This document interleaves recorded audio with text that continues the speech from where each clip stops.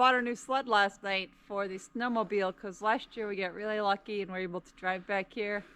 But that's not going to continue to happen this year, unfortunately. So we bought a sled because we made an educated decision. we're going to be just leaving the car at the neighbor's a mile back away. and forth. Maybe when I have a better tractor and a better snowblower and I could get in and out of here and have reliable equipment, we can do that. But right now, working with a 50-year-old tractor, we're not doing that. It's literally a gamble every single time I take the tractor out. And anytime it snows, like you said, it's a 2 or 3 day process of him cleaning stuff. Yeah. So then it just takes away from stuff we could be doing here around the cabin. We can get other stuff done. That's what we're doing for now. That's the plan. I'm going to get the tractor fixed, though, so we can at least use it if we need to.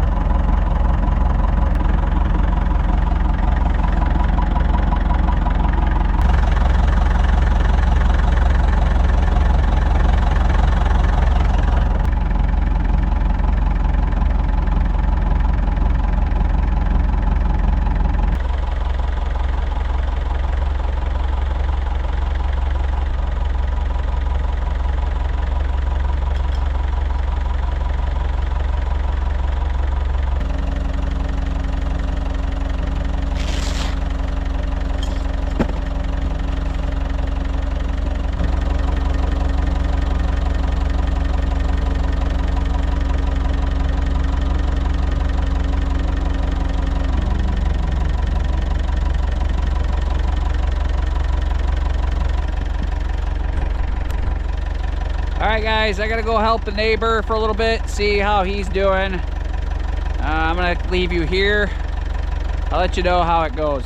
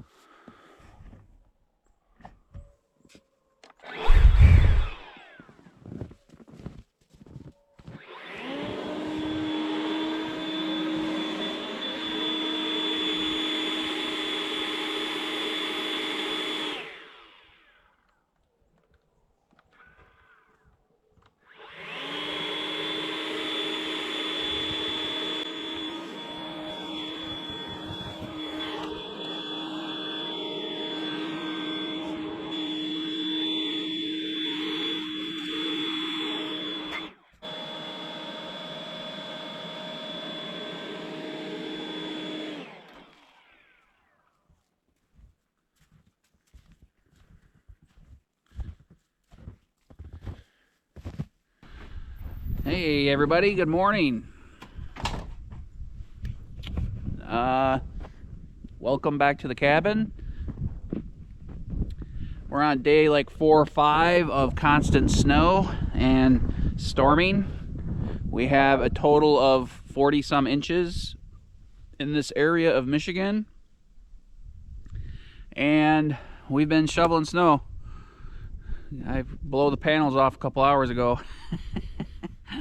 So, yeah, we haven't gotten much done around here as far as projects, but we have a few cool videos that we started before the snow. We have We got new internet for Starlink. We want a video to show you that, guys. And then we have our new wind turbine, which we had to get it programmed after we hooked it up, and hopefully it's good to go. We just haven't had any wind since we got it reprogrammed. So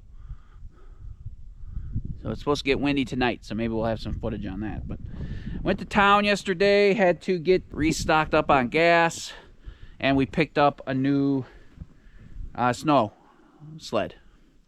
This one's huge. What this is going to do is allow us to, we're going to ride the snowmobiles in and out of the property for the winter. I talked it over with the neighbor. He was okay with that. We worked out a deal. Help him out with some stuff, hopefully, and he's going to, in turn, let me park up there and have a little parking spot for us about a mile away. That is going to allow us to work around here at the cabin rather than work on snow removal all winter just to get back here.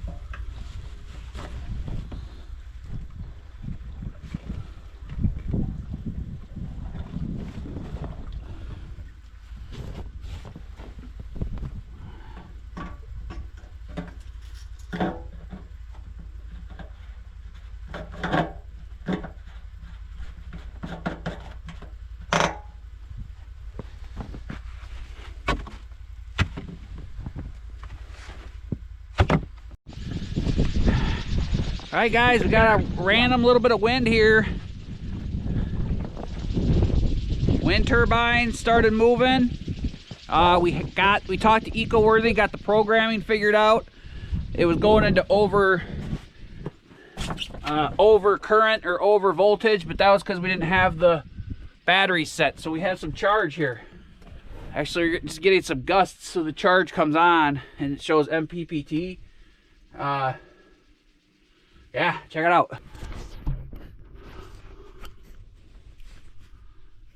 Charge light's going on and off because it's just barely not moving enough. So the MPPT is on. There's some voltage coming in. Keeps going back and forth. But it shows the windmill spinning. Look, there it's going faster now. So we're getting 1 amp. 1.8 amps, 2.3 amps. It's spinning faster now. And it's charging these batteries. Not our main solar system, because our main solar system's 48 volt. It's going to go to fan. So the fan is still spinning, but only producing 16 volts. Now, if we were running on 12 volts, if we were running a 12 volt system, this would charge the 12 volt system at that slow speed. But because we have it set up for 24 volts, it takes just a little extra juice to get that over 24 volts and start charging our batteries. Like, that's going pretty good now, actually. So it's probably charging. Let's check it out. Yep. Charging. Just that little bit of extra power. That's 25.5 volts battery, but that's, look, there's the fan, 26 volts. So we're not pushing many amps in there yet. It's just barely spinning, but enough to get it to charge. Like I said, the wind's starting to pick up, so we should be able to monitor this for the rest of the day and let you know how it does. All right, guys, we got our new sled here.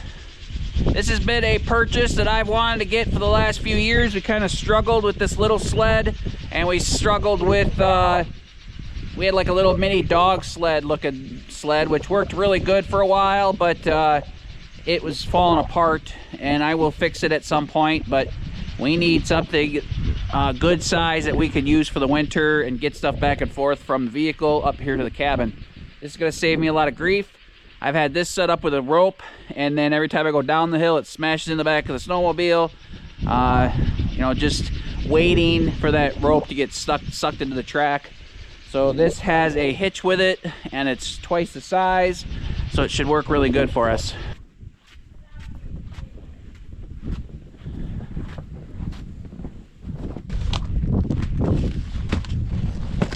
Got a nice cover too, I didn't see that.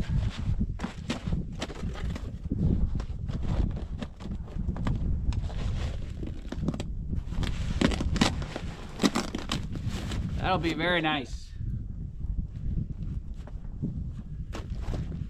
Hi, Timber. Hi.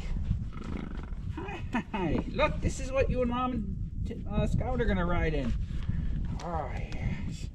Oh, it's my neglected dog that has too many collars on and wears a coat sometimes. Oh, so neglected, aren't you? Should probably just have someone else take good care of him because we neglect him so much.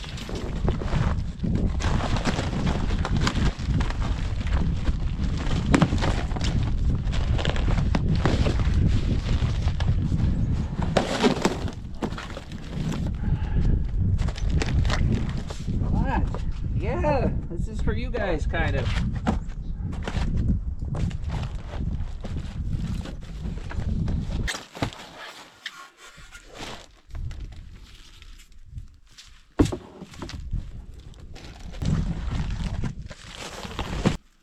Are you dying? Yeah. Been out here for 2 minutes. You've been hacking the whole time. I can't help it.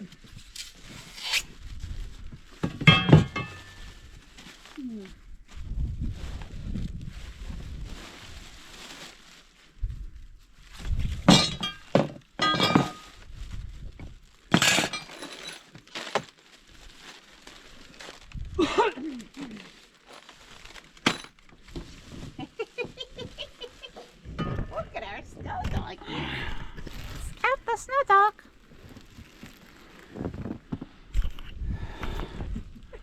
All right, guys, here's what comes with the Pelican sled. It doesn't have a name on it. I'm sure it's on the box, but it just says Pelican snow sled.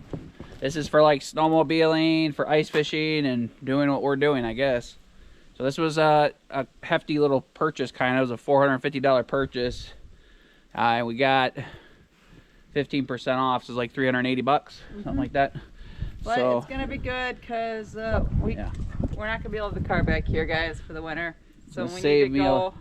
Yeah, it's gonna save Jason a lot of time. Because otherwise, he's gonna be clearing snow all day, every day, and we're not gonna get any projects done. So to make life easier for everybody, this will turn all day, every day maintenance job into an hour to hour and a half going back and forth once a week.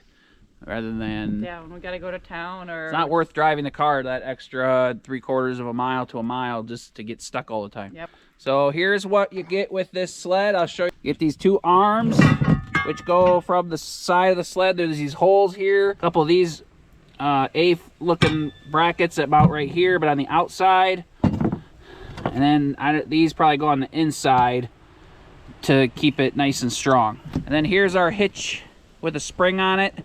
What this is going to do, again, like I said earlier, when you pull a sled up a hill or on a flat ground with a rope, that's fine. But when we go down the hill, that sled we have no control over that sled, that little one.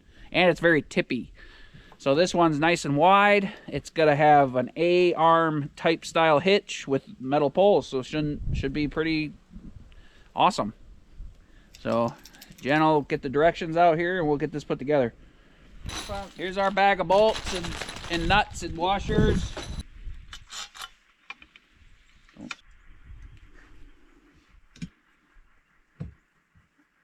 All right, guys, so we have this supporting metal bracket inside to strengthen it up so it doesn't, screws don't pull through or the bolts don't pull through the plastic. So now we put the outside part on. Got that there that he was just showing us. No people allowed in it. No riding allowed. Jenny's not allowed in there. It's a good thing I'll only be in it like once a week to go to town. Yeah, go to the car. Go to the car.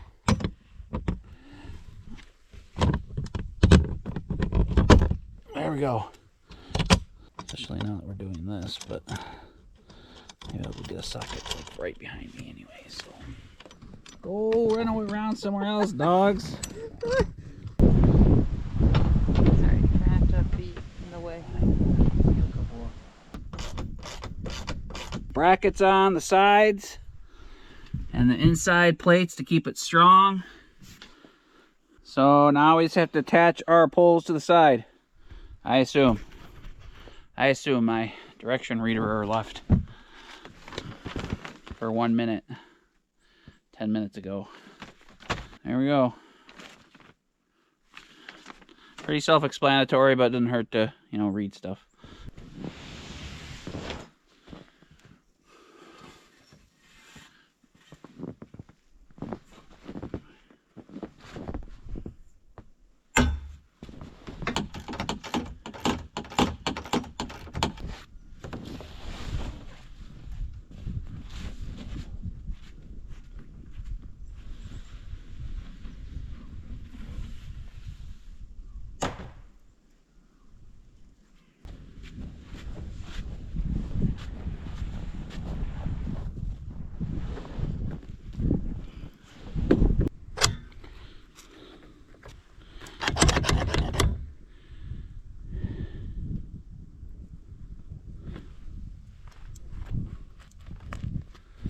Look at this. Jenny pointed this out, and I saw this the other day, the gutter part, but she's talking about a different part.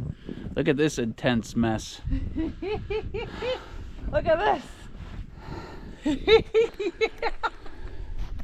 I don't know what, I mean, what can you do? Like, there's nothing you can do about that. I could try to break it off, but I was hoping not to break it off. But look at how it's going over the gutter.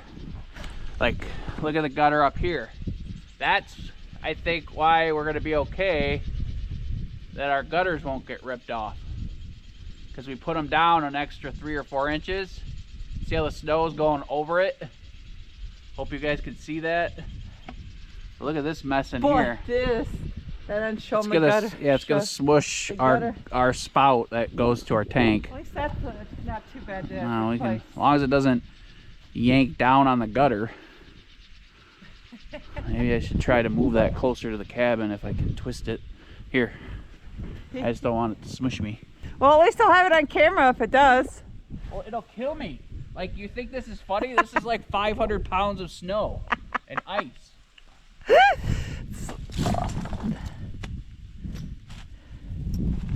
isn't like, you know, a snowball hitting you in the head. I know. I just... Look at that. That's like a killer icicle. Both of them, yeah. It's definitely going to smush that. Push it. I'm trying to get it towards the house.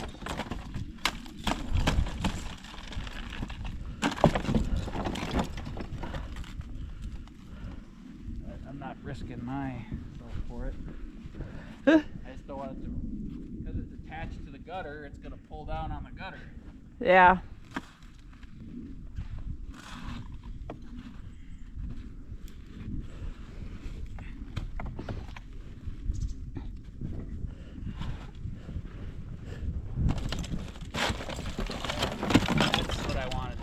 There. That saved our gutter from maybe getting yanked off. There you go, guys. He moved it in. I don't know how well you can see that, but I'm not getting too close to that because, well... I'll hit that with the shovel one time, the whole thing would fall off. I think it's better to have that on there like that, because then if the cabin's warm, it should eventually pull the whole thing off with it. Yeah. Like, if I take that off, I don't think it'll fall. Yeah, because it will all fall. Because it's falling off the top part of the roof. Yeah, it just piles up right on the bedroom. And so then hopefully it doesn't yank the bedroom off of the cabin. Look at all that snow on the stove. That's a lot of snow right there too. That's what normally... When you guys... Right here they have breaks normally that go up above your wood stove pipe. They have like little ledges or shelves that stop the snow from, or they have like a V-shaped thing you put at the top end of your stovepipe stuff. That way when snow comes down, it splits and doesn't rip your chimney off. There's only like 6 or 8 feet of snow that piles up above that. Plus it's so steep it never piles up more than like 6 inches. But of course it's all gathering right on that one support pole, which isn't good. But it is what it is. One warm day. Or one day above 32. yeah, hopefully that'll one day above freezing, but we don't have any of those on the forecast, I don't think. It's supposed to be in the teens at night, so. Wind turbine's going. All right, everybody, it's a sad time of the year. Last year we got pretty lucky and had running water in the cabin until January 7th, I think. But now I have a video where I show this a little bit more. I'm gonna try to make this like a real quick insert because many of you have seen this before, but we have twice as many people here as we did last year at this time, so that's awesome. And we're happy to have you. So here's a real quick way I winterize our cabin. RV antifreeze, $3 a gallon. Here's our water pump. Here's our drain valve slash suction valve for antifreeze. We stick this white hose in the antifreeze. There's our valve for the water tank. So we close this valve over here. Okay, valve closed. Valve open. There's a little bit of water coming out of there. That's just from the hose here. That's just from this little chunk right here. I'm gonna put this white hose on here. I'm gonna pull the power to my pump. Just pull this little fuse here. And then I can open my filter canisters.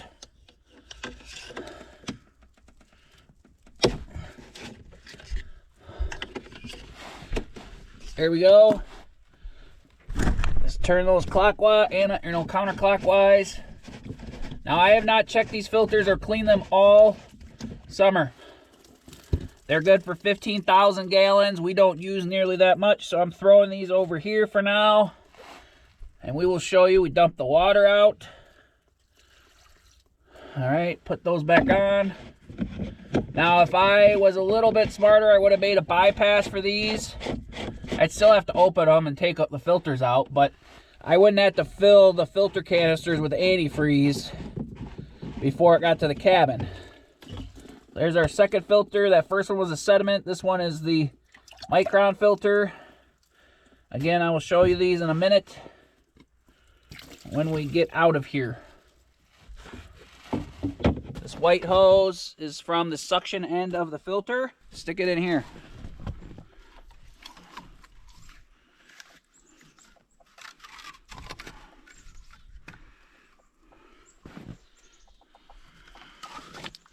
And then I could put my power back to my pump, and Jen opens up the shower, the kitchen sink,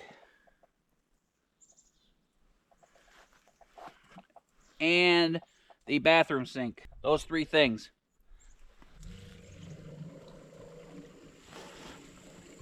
Oh, that went fast.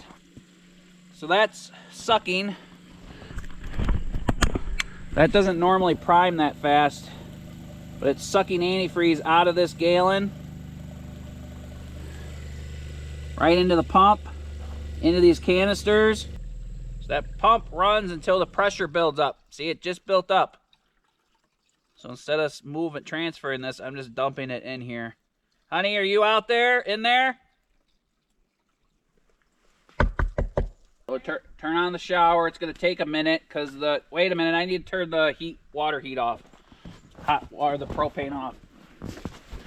All right, go ahead and turn it on. The shower. That went super easy. Like, I don't know why it sucked so fast and easy that time. Turn it off when it's pink. Yeah, go to the kitchen, turn it on. You gotta do the cold and hot water on the kitchen sink. Keep it on hot till it's pink, and then put it on cold till it's pink. All right, guys, simple as that. Open up all of your spigots or outlets, or anything that you have. If you have an outside spigot or a shower, kitchen sink faucet, make sure you open all those up. I will take about a half a gallon of antifreeze inside and dump a quarter or a third of a gallon in each sink so the P-traps get filled up. But other than that, we're rocking and rolling. The only other thing I have to do now is drain my water tank. So I'm going to take the little sediment filter off the front of the pump, and I'm going to open this valve up from the water tank, and all the water is going to come out here right where I'm sitting. So here's my filters. These small micron filters, I don't feel like they actually get much stuff to them by the time they get to, because we put an end of the hose filter in there, and then this is the one that gets dirty. This is your sediment filter. As you can see, it's about half dirty. So 15,000 gallons I think these say they'll take, and we don't use that much over the summer. We use on average, or not summer, but spring, summer, fall, when it's not this cold. So 8 months out of the year, we use about 500 or 600 gallons. Yeah, I would say 600 or 700 gallons a month. So I mean, you're using way less than 15,000 gallons. So again, this is all done. We're all done for the winter. Life gets a little more complicated here at the cabin from here on out. But luckily we have 40 some inches of snow already to use for melting water for the rest of the year. So I'm gonna button this up, guys, and we'll wrap this up in a minute.